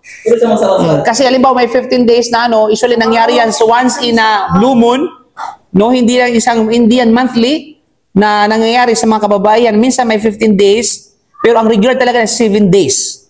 Yun talaga yung, kumbaga, standard number ng menstruation ng babae. 7 days. May luwagpas pa ng 7 days, consider it an irregular. Okay? Kaya nga, yung akala ng babae na ito ay tuloy-tuloy pero nadugo, saan yan? No, that is irregular na yun. Abnormal blood na yan. So, pwede na siya magsala. Kasi ang babae, ang normal sa kanila is hanggang 7 days lang. You know? Yun. Pero walang duda. Kaya nga, kung sa mga ulama, kasi actually, ang issue ng istihada until now, yung mga scholar, mga contemporary scholars, nagsusumikap silang tukuyin yung mga batas hinggil sa dugo ng kababaihan. Patunay lamang talagang babae ay napakahirap intindihin. Yan sabi ng mga scholar natin. Okay? Kasi nag-iiba-iba yung kanilang mood, yung mayroong swings of mood. Nagkakaiba-iba until now, nahihirapan yung mga scholar natin. Kaya nga, sabi nila, para maging clear, ang lahat, kasi meron namang hadith talaga, so 7 days consider regular. Okay? More than 7 days, consider it an irregular.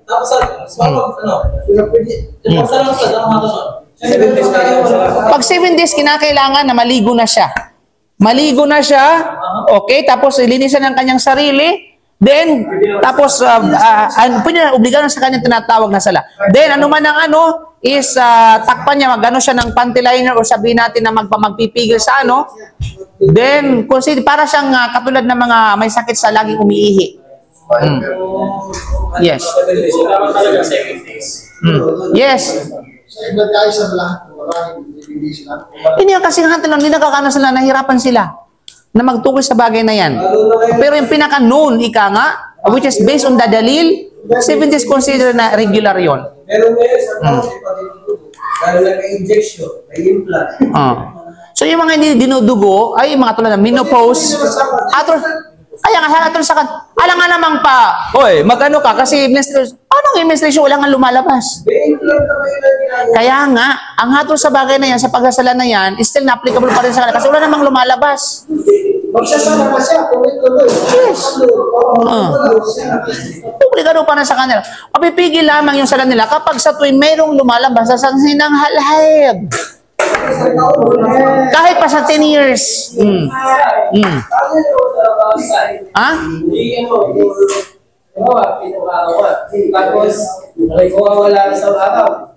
Babalik ulit. Sa pagkita nung wala siya, Ang tanong, within the regular days ba o outside of the regular days? Ayun nga, kapag outside of the regular days, kaya ang babae, tukuyin niya kung ay kailan ba magsisimula ang kanyang regular blood menstruation. Alam ng kababaihan yan. Okay, bibilangin nila yan. Kasi minsan, ang nag-start sila sa unang month, sa unang bahagi ng month. Iba naman nag-start sa tinatawag ikalawang bahagi ng month.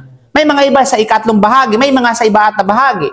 Minsan nga yan, this month ay nagsisimula sa tinatawag na unang bahagi. Next month naman ay ikalawang bahagi. So, do you know that? Okay? At saka, bukod dyan, mayroong mga pamantaya. Actually, meron akong book. Ako mismo ang nag-aral, naggumawa, nag-gather ng mga information sa bagay na yan. Meron ko mismo isang book, Al-Istihada. Meron doon iba't ibang kulay para makilatis. Bukod sa pagtukoy ng specific na araw, meron pa mga ibang pamantayan para matukoy yung istihada sa kahayad. Yung amoy, yung kulay, okay, at anumang katulad nito. You know? Okay. Yes. About the istihada, meron kasi ay sa first week of the month, and after that, week of 5 days. Pagkatapos ng mga last week of the month is, yun, bumalik siya. Consider na, ano ba yan? Istihada yung last week of the month. Okay. Now, mag-ano ngayon yan? Mag-strive yung babae. Yung dugo ba na lumalabas sa kanya ay parang dugo ng menstruation? Kasi alam nila yan. Kasi ang pagdugo ng menstruation, mabaho yung amoy. Malansa. Ang dugo ng istihada, hindi siya tinatawag na maamoy. Para siyang normal lang na dugo. Yun ang pagkakaiba. So, kailangan mag-struggle yung babae sa bagay na yan. Okay? Pangalawa dito, yung kulay nila. Ang kulay ng dugo ng menstruation hindi mapusyaw, kundi ay matingkad. Samantalang ang istihada ay mapusyaw. Pangalawa, yung regular na blood menstruation nila ay hindi siya tinatawag na bumubulwa siya. Tuloy kumbaga ay parang okay, may paano. Yan. Ang istihada tuloy-tuloy. Okay? Para siyang tinatawag na tuloy-tuloy na walang rumaragasa. Okay? Samantalang yung tinatawag na putol-putol. Kumbaga na sa unang pagdating ng alam nilang kababaihan yan. Although unang is bubulwak, pero after that, ma-stop siya. Sa istihada, hindi tuloy-tuloy hanggang 2 araw, 3 araw, tuloy-tuloy yan. Yun yung istihada kasi nga abnormal, siya. Okay? The same time, may mga blood clot, hindi. Ang istihada ng hide, hindi siya nagka-clot-clot. Parang buo. Samantalang ang hide, may buo-buo. So maraming mga pamantayan sa pagkilala ng hide at saka istihada. Bukod doon sa number of days. Okay? So mag-strike yung babae sa ganun. Kaya nga't mahirap talaga intindihin yung babae. Especially yung kalagayan nila. Kaya nga, naintindihan natin na ganun talaga yung kanilang nature. Di ba? Kaya nga, sumasabi din yung kanilang mood. Kasi because of their, yung kanilang nangyari sa kanila. Kaya minsan nasabla yung mood, minsan ay nasa mood, minsan ay wala sa mood. You know? Kaya yung mga kalalakihan na ganito rin yan, abay, brother! Baka confirm. Iba-iba yung mood. Okay. So yun So, napunta na tayo doon sa Anyway, so pag ang dam at saka tinatawag na kailangan maglinis mula sa dugong lumalabas sa ari ng babae tulad ng istihada, patuloy na pagdurugo. Okay? Now dito meron tayong komento mga kapatid. So ang istihada ay ang patuloy na paglabas ng dugo mula sa babae pagkatapos ng kanyang karaniwang araw ng regla. Pagkatapos ng kanyang regular days na regla, ang dugo ay lumalabas mula sa lagusan, ari at hindi mula sa sinampupunan o matres. Kasi ang istihada, lumalabas siya, pinanggalingan yun ay walang iba kundi ang doon sa tinatawag na lagusan, yung ari. Lagusan, lumalabas doon yung ihi. Samantalang, yung pinanggalingan ng dugo ng sabihin natin ng hayab ay matris. Bahay ba, kumbaga ay, anong tawag, bahay bata. Kaya nga, di ba, nililisin mo yung matris para sa ganun ay magkaroon ng anak. Something like that, mga di ba? So yun mga kapatid. Kaya iba yung pinanggalingan ng dugo ng dalawang klase ng dugo. Okay? Kaya magkaiba sila ng kulay. Exactly. Malinaw? Okay? So isa sa mga palatandaan nito ay ang kawalan ng amoy sa karaniwang taglay ng dugo ng regla. Kasi nga, malansa ang dugo ng regla, samantalang yung amoy ng istihada ay karaniwan lamang. Okay? So ngayon, pag ganyan, ikaw na asawa, sabi ng asawa mo na ano ba to, dugo o istihada, amuyin mo. Amuyin mo. So sabi niya, ayoko mag-amoy. So ikaw naman na husband na ito na yung umamoy para sa kanya.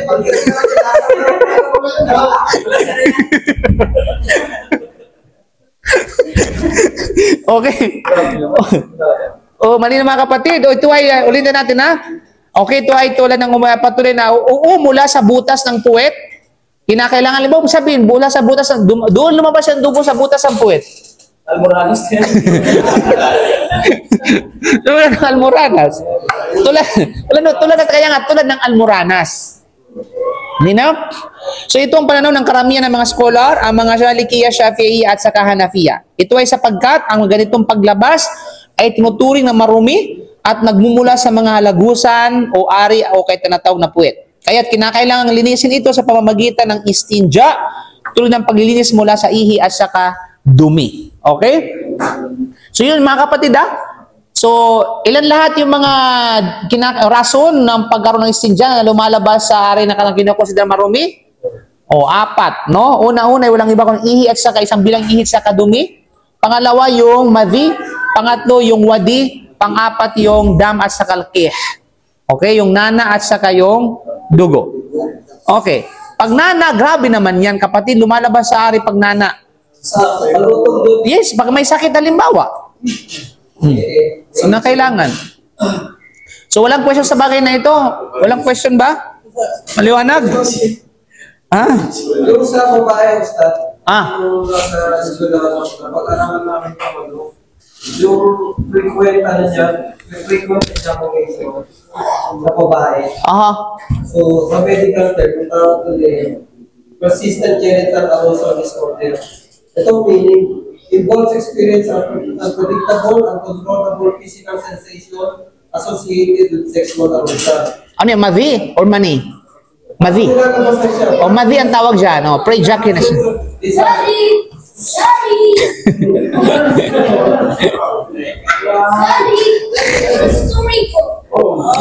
Okay, pre-ejaculation na. Kaya ito na pre-ejaculatory fluid. May existing talaga mga babae ganito. Sa isang mostly 7 times yung nakaka-arouse tapos lalabas. Medical. Sa babae. So, ibig sabihin, nagkakaroon sa kanila. So, kung saan mo maisip yun, bakit doon ako pinapatuloy yung mga babae dahil makakayong lang din? Kasi doon parang nakakayos sa gano'n. Actually, ang yan, tawag dyan, pagsusunat sa kababaihan. Pagsusunat. Okay? Si Anwar kasi, may alam pa talaga si Anwar, pinapasok pa talaga dito ni Anwar, ay subhanallah. Alam mo yung dapat parusahan niya si Anwar. Ba't alam naman niya nandito yung Yung mga doktor din, pasil din. O kaya nga, kasi nga, sila. Anyway, kasi nga, madhi is applicable yan sa babae at sa lalaki. Ito mga ito, applicable sa kababayan at sa lalaki. Halimbawa, ang dam, ang dugo at saka yung nana, pwede namang lumabas sa kalalakihan. Diba, pag nagkaroon ng sakit, Wala sa sakit. ha? Paano nangyari sa mga Muslim na babae? Ano po? Kung may ganito mga Muslim na babae, ano yung ruling sa kanila? Anong ruling sa kanila? Anong ruling sa kanila? Maligo sila, ganito. Yung persistent na ganito, 3 times to 7 times. Hugasan nila yung kanilang ari. Sila naman talaga. Wala sila exemption. There is no exemption for that. Ibig sabihin na, okay na, pabayaan na lang nila yung najis? Ganun ba? Hindi yun. Ang exemption, ang tunatawag mo siguro na exemption kapag during the sala. Oh, during the sala, halimbawa, during the sala, ang gawin sa kanila, katulad ng mga may karanasan na laging iniula o sakit sa ihi ba, na palagyang umiihi o kaya palagyang umuutot o uncontrollable, kaya nga. Pero ano, ang tanong mo ba, ano bang rules? Pagsasala o paghuhugas? Pagsasalat sa paghuhugas, Ang paghuhugas ay kinakailangan gawin yun. nangyari gagawin. Oo, gagawin talaga yun. Maghugas sila. Then pag nagdarasal sila, bago sila magdasal, maghugas sila, magwudo, then gumawa sila ng paraan para matigil yun, matigil habang sila nagsasala. Then kapag nagsasala sila, habang nangyari, wala problema sa kanila. But it doesn't mean exempted sila sa sala. Hindi na. No. Kailangan talaga Ang exempted sa sala sa kababaihan ay may kinalaman sa haid at sa kanifas. Pero ito mga uncontrollable, kagaya ng istihada, kagaya ng madhi, kagaya ng ihi, kagaya ng sabi nating nana, o kagaya ng tinatawag na ay hindi sila exempted sa sala. Okay? Nino? Ay ko.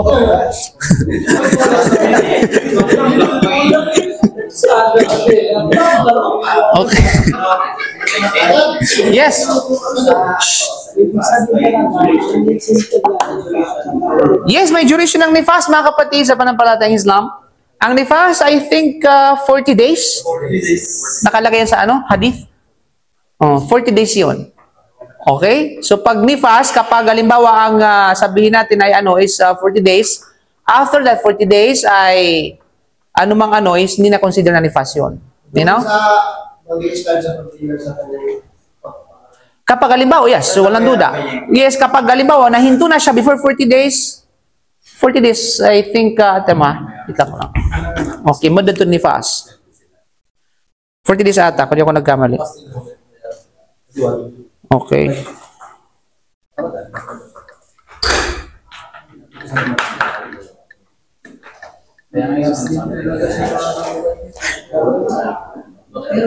Sitata asabi.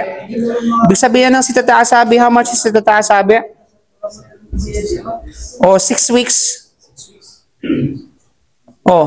Istimraro na faso. 40 days nga. Yun yung tinatawag na even the kumbaga mga medical expertise, nasa expertise sa medical, na inaprobahan nila kung ano yung nasa tinatawag na hadith. 40 days talaga yan siya. Kasi nasa lagi sa hadith. At the same time, ito ay pinagtibay pa ng mga ng medical. No? Kaya naman, kapag nalinis na siya before 40 days, malinis siya. Consider na malinis siya. Pero kapag hindi pa siya nalinis 40 days, after 40 days, yung after 40 days, consider it na ito ay sabi natin istihaba.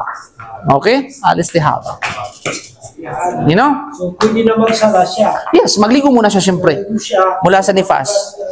Alam mo, kailangan ito malaman ng mga kababayan. Ito yung wallahi, magkaroon talaga ng seminar yung mga kababayan sa bagay na ito. Kasi may mga kababaihan pa na akala nila, may mga ibang mga kababaihan. You know, makinig kayo mga kababaihan kayo. Lino? Kapag may mga iba na akala nila,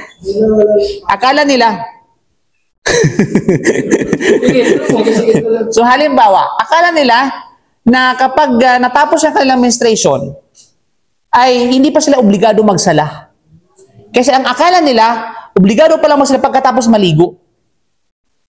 Halimbawa, pagbigay tayo ng halimbawa, natapos o natigil ang huminto ang kanilang menstruation during the dhuhr.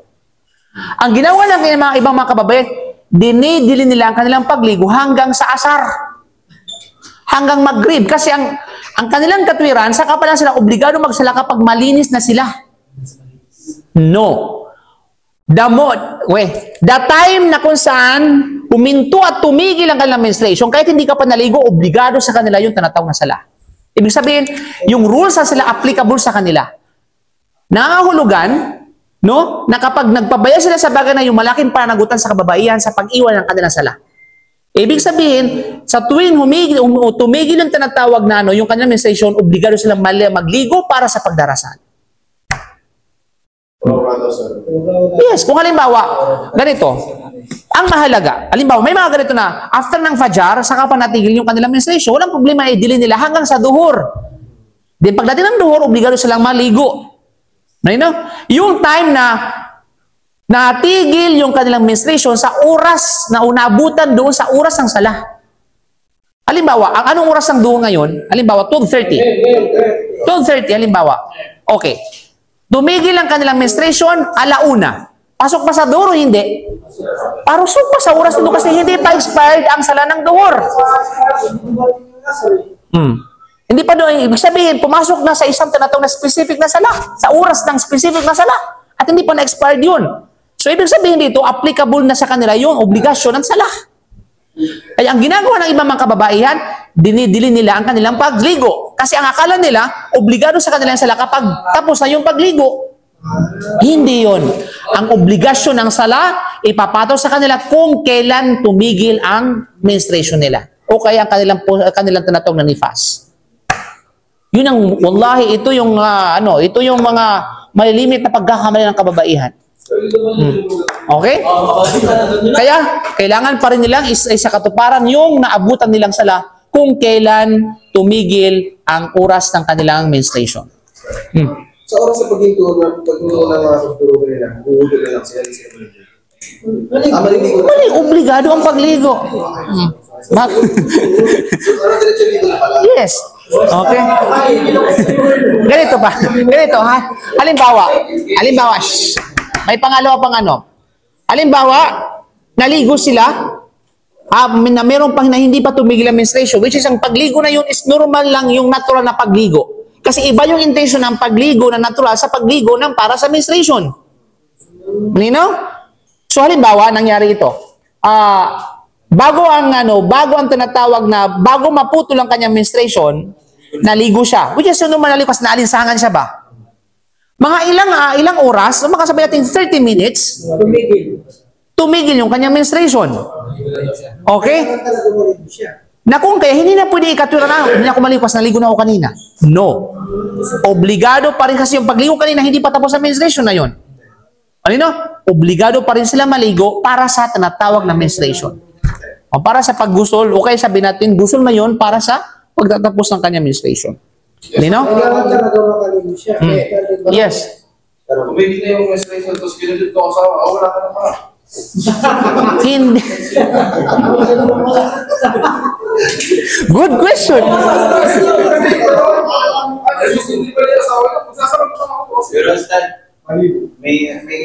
Pero may oras pa naman ang sala, di ba?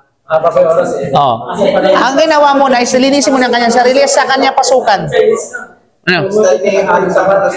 Halimbawa, ito lang. Ito kasi ito medyo tawag ng laman kasi ito eh. Tawag ng laman ba? Mahala kaya kasi, ikaw ba na magtiis ng 7 days? Oh, di ba? O yan, siyempre. Halimbawa, 7 days ka nagtiis, o ano pa mga katulad nito, no? 7 days ka talagang nagtimpi, nag-collect ka ng mga bagay-bagay kung ano-ano pa. Di ba? Hindi ka nagpulandit o something like that. So, ang ginawa mo ngayon ay 7 days. Rightly afterwards, after na matapos yung kanyang menstruation, love. Okay, ano pa bang mga ano? Bago mo pasukan, kapatid. Okay?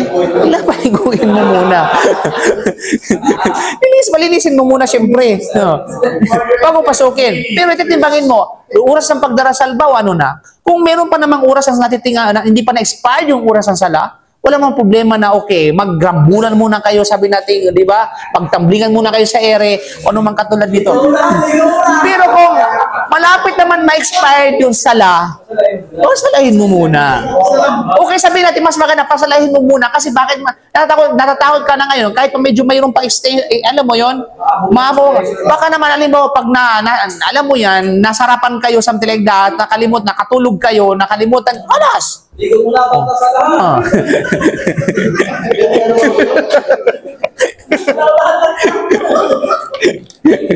Okay.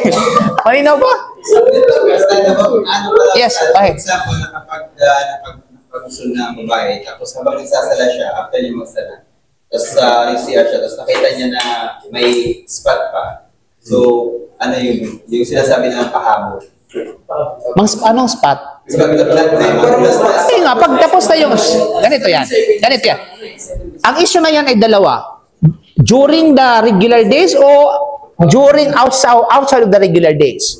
Walang issue kapag outside of the regular days after 7 days, consider it as tihaba. That's the rules. Ang issue dito kapag within the regular days. Okay, pag within the regular days, kasi may mga babae na 3 days lamang, tapos ang kanilang menstruation, may iba 4, may iba 5. Okay, ang pinakamatulaga na 7 days talaga yan, maximum kumbaga. So halimbawa, bilangin niya, ituring niya una-unang kanyang gagawin ng kababaihan, babalikan niya yung kanyang mga nauna mga menstruation kung 5 days ba o 4 days. Yan ang una. Siguro mga kasi usually, ano man talaga kung 4 days lang, something like 4 days lang o 5 days. 4 to 5 days lang yan. Pero this time, 6 days, meron pa rin mga klat. Okay, so yun ang unang investigate niya. Yung number of days na regular niyang menstruation.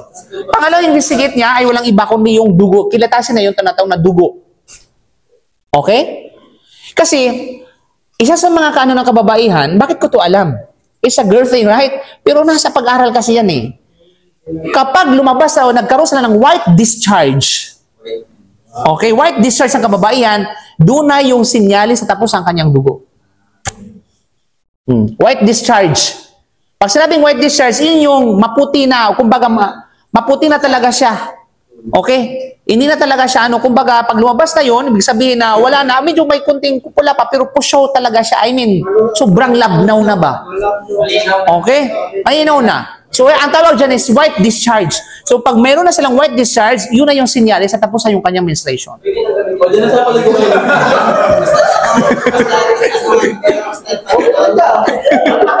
Yes, go ahead. Ano yung kasatul bayda? Tawag dyan sa Arabic term sa hadith, kasatul bayda. Yes? Doon sa bagyan, ano yun?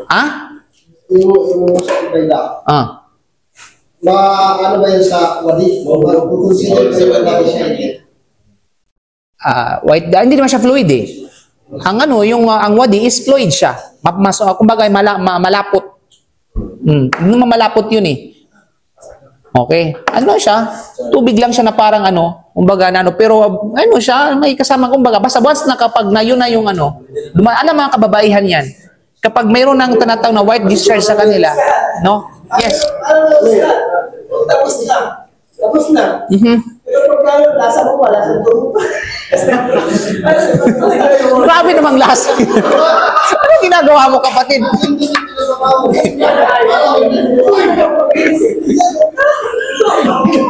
Umiinom ka ba ganun?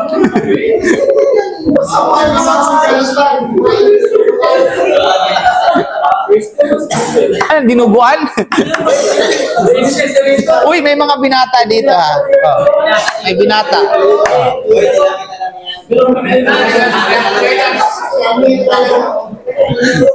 Yan. Tanungin niyo kung ay mga expert dyan, si Amir at saka si Almero. Okay, any question? Walang ibang clarification mga kapatid? Wala na? Okay. So, inshallah, next season natin ay pag-usapan natin naman yung mga lumalabas na malinis naman. Kasi yan ay marumi. Then, next week, inshallah, yung mga lumalabas na malinis.